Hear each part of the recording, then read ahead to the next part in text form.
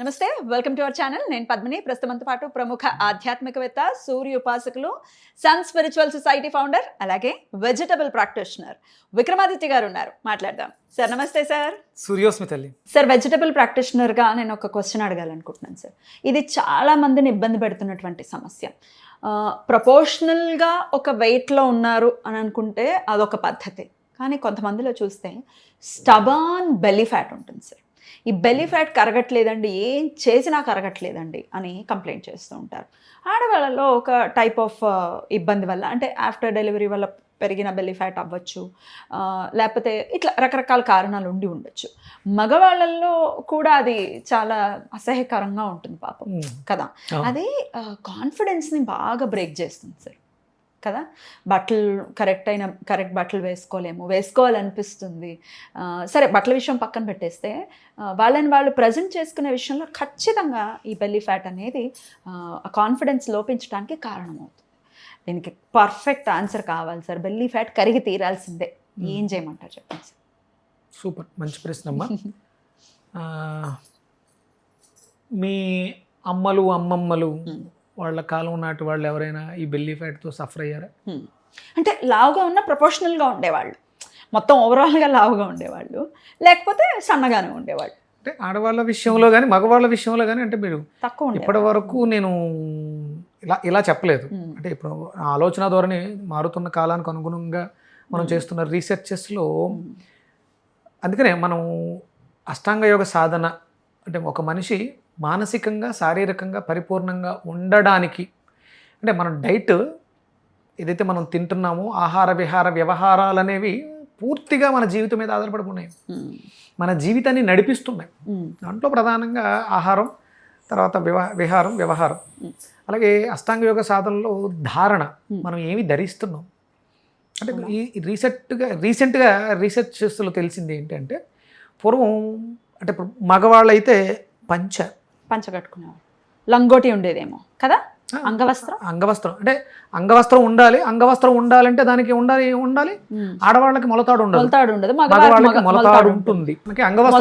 మొలతాడు ఉండేది, ఆడవాళ్ళకి మొలతాడు ఉండదు. కానీ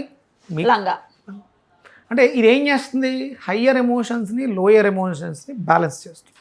ఓకే, అంటే అలా అంటే ఇప్పుడు మరి అంటే బెల్లీ ఫ్యాట్ వచ్చిన తర్వాత జీన్ ఫ్యాట్ వేయడం కష్టమే. అంటే ఆ స్ట్రక్చర్, ఆ నడువుకి ఆ ఫిట్నెస్ ఉండదు కదా. అంటే ఇక్కడ మనం ధరించేటువంటి వస్త్రాల యొక్క ప్రాముఖ్యత తగ్గిపోయింది మనకి. ఇప్పుడు ఆడవాళ్ళు ఎక్కువగా నైటీలకి షిఫ్ట్ అయిపోయారు, లూజ్. ఒక బెల్లీ ఫ్యాటే కాదు, మీకు బెల్లీ ఫ్యాట్తో పాటు హ్యాండ్స్ లూజ్ అయిపోతాయి. అందుకని మీరు వేసుకునేటువంటి దాన్ని ఏమంటారు, బ్లౌజ్, జాకెట్, అది ఏం చేస్తుంది, టైట్గా స్టిఫ్గా ఇక్కడ పట్టుకుని ఉంటుంది. అంటే ఎక్కడెక్కడైతే ప్రెస్ చేయాలో అక్కడక్కడ పట్టుకుని ఉంటుంది. అలాగే నాభి కింద, అంటే పూర్వం కూడా కరెక్ట్గా మీకు లంగా బొందు అనేది నాభి కింద. ఇక్కడ రాత్రే ఒక మంత్రంలో చెప్పారు గురువు గారు, కూర్మము, తాబేలు యొక్క శక్తి ఇక్కడ ఉంటుంది.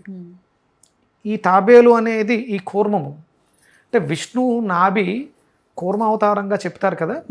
అంటే ఇంకా పూర్తిగా వివరించలేదు, కానీ నేను గురువుగారు మళ్ళీ తిట్టొచ్చు, కానీ నేను పూర్తిగా చెప్పకుండా ఇప్పుడప్పుడే ప్రేక్షకులు చెప్పేసామని. ఆ పంచభూతాలు, మనలో ఉన్నటువంటి పంచభూతాలు సరిగా, అంటే తాబేలు అన్నిట్లో ఒకేసారి లోపలికి తీసుకుంటుంది, అవసరమైనప్పుడు బయటకు విడుతుంది. ఆ 5 ఏ ఒక్కటి లోపం జరిగిన మనలో అంగవైకల్యం వస్తుంది.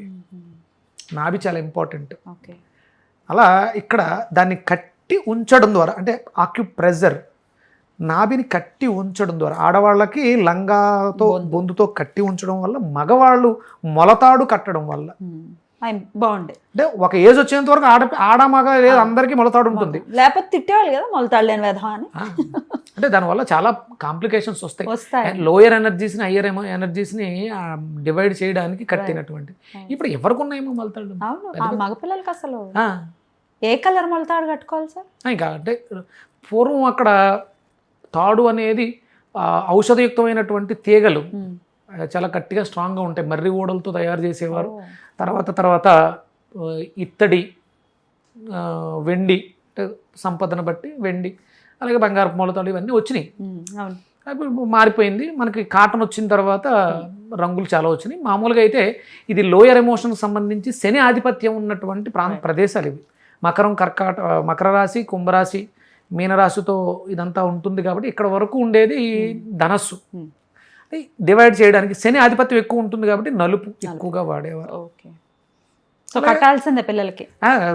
అంటే రేపొద్దున భవిష్యత్తులో వాళ్ళకి బెల్లీ ఫ్యాట్ రాకూడదు అనుకుంటే ఇప్పటి నుంచి నీ అవయవాల్లో ఆ మార్పు నువ్వు తీసుకురాకపోతే ఇప్పుడు ఆల్రెడీ వచ్చేసింది సార్. ఇప్పుడు మనం దానికి సాధన చేసుకుంటూ పంచ ఉండేదమ్మా మగవాళ్ళకి మొలతతో పాటు. అంటే ఆడవాళ్ళకి లంగా ఎంత గట్టిగా ఉండేదో మగవాడు పంచని కూడా కట్టాడు. పంచ అంటే 5 రకాలైనటువంటి పద్ధతులు. 2 అంచుల్ని తీసుకొచ్చి ఇక్కడ ముడేస్తాం గట్టిగా, ఇది ఒకటి. వెనకాల నుంచి ఒకటి తీసుకొచ్చి దోపుతాం 2, ఒక అంచుని తీసుకెళ్ళి వెనకాల దోపుతాం 3, ఒక అంచుని తీసుకొచ్చి సైడ్ దోపుతాం 4. అంటే 5 అంగాలతో లంగోటీలా, అంటే దాని ఏమంటారు అంగవస్త్రములాగాను ప్లస్ మనకి రక్షణ ఇస్తూ ఫిట్గా ఉంటాయి, టైట్గా పట్టేసి ఉంటాయి, లూజ్గా ఉండటం కాదు. అంటే మన ధారణ విషయాలన్నీ మారిపోయినట్టు ఎలా మనం తయారయ్యాం.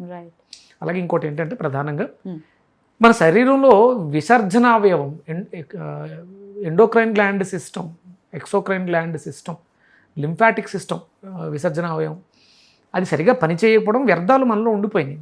మన శరీరంలో అంటే waste material cells, waste material ఎక్కువ ఉండిపోవడం వల్ల శరీరం వాళ్ళు అంటే డెడ్ సెల్స్ అన్నీ అక్కడ పెరిగిపోయినాయి. అవి ఇది కాదు. ఎట్లా మరి వెళ్ళగొట్టడం ఎట్లా? హీట్ అంటే కొవ్వుని కరిగించడం. చనిపోయినటువంటి వ్యర్థ విసర్జన జరగాలంటే చెమట పట్టాలి. అంటే బెల్లీ ఫ్యాట్ ఉన్న వాళ్ళకి సరిగా చెమట పట్టదేమో, వాళ్ళు దానికి తగ్గట్టుగా శారీరక శ్రమ చెయ్యరేమో. మీరు రెగ్యులర్గా శారీరక శ్రమ చేస్తూ మంచి ఆహారం, పౌష్టికాహారం, అంటే పౌష్టికం అనగానే ప్రోటీన్ మీద వెళ్ళిపోతుంది జనం అందరికీ. పౌష్టికం కాదు అది, అది ప్రోటీన్. పౌష్టికం అంటే నీ శరీరానికి శక్తినిచ్చేటువంటి ఆహారాన్ని పౌష్టికాహారం అంటారు. నీకు అది తయారు చేసుకోవడానికి కావలసినటువంటి ముడి పదార్థం, కార్బోహైడ్రేట్ తయారు చేసుకోవడానికి కావలసినటువంటి, ఫ్యాట్స్ తయారు చేసుకోవడానికి కావలసినటువంటి ప్రోటీన్, పోషక విలువలు కలిగిన మాంసకృతులను తయారు చేసుకోవడానికి కావాల్సినటువంటి ముడి పదార్థాలు ఇవ్వకుండా మనం డైరెక్ట్ మాంసం ఇస్తున్నాం, మనం ఇవన్నీ డైరెక్ట్ ఇచ్చేస్తున్నాం. అవి ఇవ్వకూడదు. ఆ ఆహారంలో మార్పులు చేసుకోవాలి. హీట్ ప్రొడ్యూస్ కావాలి మన శరీరంలో. జఠరాగ్ని అధికంగా ఉన్నప్పుడు అప్పుడు మన శరీరంలో ఉన్నటువంటి వేస్ట్ మనకు బయటకు వెళ్తుంది. ఎటువంటి హీట్ మరి ఎట్లాంటి ఫుడ్ తీసుకుంటే హీట్ ప్రొడ్యూస్ అవుతుంది? ఇందులో మనకు ప్రధానంగా ఇక్కడ కాన్ఫిడెన్స్ తగ్గింది. ఫస్ట్ మానసిక భావోద్వేగాల్లో తీసుకుంటే వాడు మానసికంగా బాగా బలహీనపడిపోయి కాన్ఫిడెన్స్ తగ్గిపోద్ది. కాన్ఫిడెన్స్ తగ్గడం వల్ల కూడా బెల్లీ ఫ్యాట్ వచ్చే అవకాశం ఉంది. అందుకని కాన్ఫిడెన్స్ పెంచుకోవడానికి కావాల్సిన పదార్థాల్లో మనం కొబ్బరిని ప్రధానంగా తీసుకుంటాం. అంటే మన బాడీలో కాల్షియం, అంటే మన స్ట్రక్చర్కి ఎముకల వ్యవస్థ ఎంత నేను మొయ్యాలి, నాకు చుట్టూ ఎంత ఉండాలి అనే డిజైన్ దాంట్లో ఉంది. అది కోల్పోయింది. అంటే మన బాడీలో కాల్షియం చెడిపోవడం వల్ల, మన బోన్ స్ట్రక్చర్లో మార్పు రావడం వల్ల, బోన్ మ్యారోలో జరగాల్సినటువంటి ప్రొడక్షన్ సరిగా ఉత్పత్తి జరగకపోవడం వల్ల రక్తంలో ఆ క్వాలిటీ లేదు. ఇవన్నీ కారణాలు అవుతున్నాయి. వాటికి తగ్గట్టుగా మనం ఆహారం తీసుకోవడం కోసం మనకి నువ్వులు తీసుకోవాలి బెల్లీ ఫ్యాట్ ఉన్న వాళ్ళు. అలాగే పైనుంచి ఆయిల్ మసాజ్, నువ్వుల నూనె, అలాగే దాంతోపాటు హీట్ ప్రొడ్యూస్ చేయడానికి ఆవ నూనె కలుపుతారు.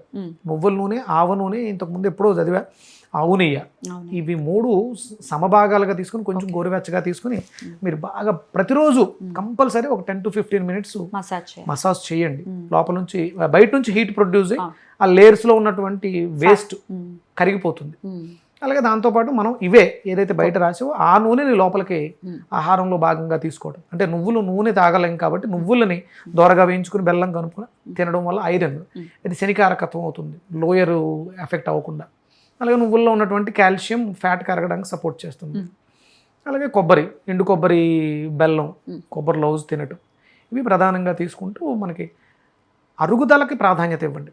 దాంతోపాటు ఎంత అయితే తింటున్నామో కొంచెం అంత గ్యాప్ ఇద్దాం. 6 రోజులు తిన్నాం, ఒక్క రోజు గ్యాప్ ఇస్తే చాలా ఈజీగా ఉంటుందమ్మా. ఆ ఫ్యాట్ అంటే మనకి లోపల ఏమీ లేనప్పుడు మన శరీరం రక్షణ వ్యవస్థ ఆ వేస్ట్ని బర్న్ చేసి ఎనర్జీ కింద మారుస్తుంది. అవును, కన్వర్ట్ చేస్తుంది. మనం అవకాశం ఇవ్వట్లా. వారంలో ఒక్కరోజు. ఏ రోజు చేయమంటారు? ఆదివారం చేయండి. ఆదివారం చాలా విశేషం.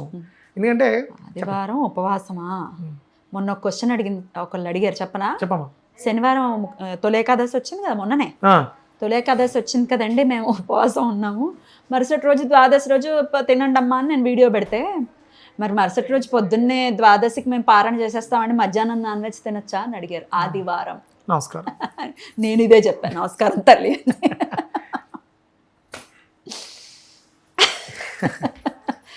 మీరేమో ఉపవాసం చేయమంటున్నారు ప్రతి ఆదివారం.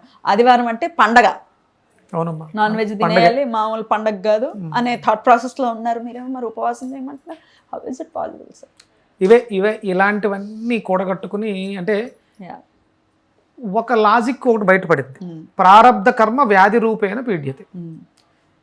గరుడ పురాణం ప్రకారం ఇంతకు మనం శరీరాన్ని విడిచిపెట్టి పైకి వెళ్ళిపోయిన తర్వాత యాతన శరీరాన్ని ధరింపచేసి మనం చేసిన పాపాల తాలూకు శిక్ష అక్కడ అనుభవించాల్సి వచ్చేసింది. మళ్ళీ ఇక్కడికి వచ్చిన తర్వాత ఇప్పుడు మళ్ళీ కష్టాలు ఎందుకు వచ్చినాయి? చేసిందా ఇటువంటి ఆత్మ వెళ్ళిపోయి యాతనా శరీరాన్ని ధరింప చేసేసి నూనెలో మాగబెట్టేశాడు, ఇనప స్తంభాన్ని కౌగిలించేసుకున్నాము, అయిపోయినాయి. కర్మలన్నీ ఆత్మ అక్కడ అనుభవించి వచ్చినప్పుడు ఇక్కడ ప్యూరిఫై అయిపోవాలి. మరి సుఖాలే ఉండాలి కదా కదా, ఎందుకు వస్తున్నాయి అంటే గరుడ పురాణంలో చెప్పిన అది వేరే దానికి అన్వయించుకుందాం. నేను దేనికి కాదనట్లేదు, నేను రీసెర్చ్లో ఉన్నాను, నేను దేనికి మీకు సమాధానం ఇస్తాను. అయితే ఇప్పుడు చేసింది ఇప్పుడే అనుభవిస్తున్నాం మనం, రైట్? అంతే. ఆత్మకి ఏది అంటుకోదు కదా. అదే ఈ పాపాలను అనుభవించడానికి ఆత్మ పైకి వెళ్ళాల్సిన అవసరం లేదు. అక్కడ ఇనప శరీరాన్ని ధరించి నూనెలో వేగాల్సిన అవసరం అది కాదు. ఇక్కడ చేసిన కర్మలు దేంతో చేస్తున్నాం? కళ్ళతో చేస్తున్నాం. కళ్ళతో చేసిన దానికి కళ్ళకే శిక్ష, నోటుతో చేసిన దానికి నోటికే శిక్ష, చెవులతో చేసిన దానికి చెవులకే శిక్ష, చేతులతో చేసిన దానికి చేతులకే శిక్ష, కాళ్ళతో చేసిన దానికి కాళ్ళకే శిక్ష. ఎక్కడికో వెళ్ళిపోయిన తర్వాత ఆత్మ ఏదో వేరే శరీరాన్ని ధరించి అనుభవిస్తుంది. అప్పుడు చూద్దాంలే అంటే కాదు, ఇచ్చోట కర్మ ఇచ్చోటే, రైట్ కదమ్మా? ఒకసారి ఆలోచించండి. ఆత్మ కర్మలు అనుభవించేస్తే ఈ శరీరానికి రోగాలు రాకూడదు, కానీ ఈ శరీరానికి రోగాలు వస్తున్నాయి. దీనికి సంబంధించినవి. మళ్ళీ దీనికి జన్యుపరం అన్నారు. పూర్వీకుల నుంచి DNA క్యారీ ఫార్వర్డ్ అవుతుంది. రైట్. ఆత్మకి ఎలాంటి సంబంధం లేదు, ఇన్స్ట్రుమెంట్గా ఉంది. రోగాలు దీనికి వస్తున్నాయి, ఇది అనుభవిస్తుంది. దయచేసి గుడ్డు తింటే రౌరవాది కర్మలు, దరిద్రాలు. శనివారం శుభ్రంగా ఏకాదశి ఉపవాసం చేసి ఆదివారం పారణ చేసేటప్పుడు అటుకులు నానబెట్టి కొంచెం బెల్లం కలుపుకుని తింటే పోయేదానికి చికెన్ తింటారా? మధ్యాహ్నం అయిపోయింది అంటే అర్ధరాత్రి 12 గంటలతో ఆదివారం అయిపోయింది, సోమవారం వచ్చేసింది కదా 1 గంట నుంచి మాంసం బిర్యానీ తెచ్చుకుని తినేసేటువంటి దౌర్భాగ్యులు ఉన్నారు ఇక్కడ. చెయ్యొద్దు అట్లా. అసలు సమస్య లేదమ్మా. మీ అందరి మంచి కోరుకున్నాను. నా మాటలు కొంచెం కఠినంగా ఉండొచ్చు, మీలో మార్పు కోసం. అంటే మీరు అంటే నేను అనుకుంటున్నాను, నాకు ఏదో అవసరం వచ్చింది, నా అవసరం మీకు రాకూడదు, కానీ మీ అవసరం నాకు రావాలి. రేపు పొద్దున ఏదైనా అవసరం వచ్చి నేను మిమ్మల్ని అడిగితే నాకు ఇచ్చే స్థితిలో మీరు ఉండాలి, ఆరోగ్యంగా ఉండాలి. దానికోసం చేతులు జోడించి వేడుకుంటాను. దయచేసి ఆదివారాలు ఉపవాసాలు చేయండి. అది మాంసం తింటారా, ఏం తింటారా మిగతా రోజుల్లో అది అవసరమా లేదు మీకే తెలుసు, కానీ దయచేసి ఆదివారం మాత్రం వదిలేయండి, ఇందులోంచి బయటికి రండి. చాలా చక్కగా వివరించారు. ఇది ఆచరించిన వాళ్ళ జీవితాల్లో ఎన్నో మార్పులు వచ్చాయి. అది అనుభవపూర్వకంగా మీరు తెలుసుకోవాల్సి ఉంటుంది. మార్చుకోవాలని సందర్భంగా మనవి చేస్తూ బెలీ ఫ్యాట్ని ఖచ్చితంగా కరిగించుకోవడానికి మార్గాలు, వస్త్రధారణ ప్రధానమైనటువంటి వస్త్రధారణ, తర్వాత ఆహార విషయాలు, ఇవి రెండు పాటించండి, చాలా బాగుంటారు. చాలా అద్భుతంగా వివరించారు సార్, కృతజ్ఞతలు. నమస్తే సార్. సూర్యస్మృతి.